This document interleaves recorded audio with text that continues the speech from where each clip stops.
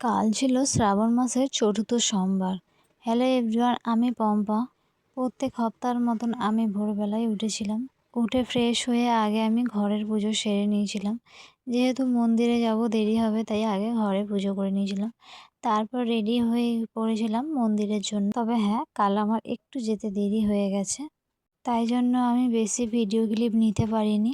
মন্দিরে এত ভিড় হয়, তাই জন্য একটু তাড়াহুড়োতেই ছিলাম, তাই জন্য আমি আর ভিডিও ক্লিপ বেশি নিতে পারিনি।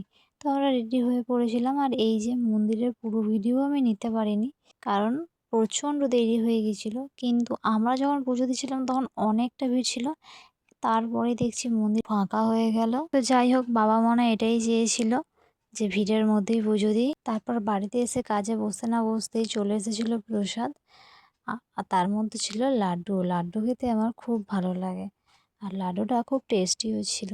আজকের মতো এটুকুই, দেখা হচ্ছে নেক্সট ভিডিও। ভালো লাগলে সাবস্ক্রাইব করে যেও।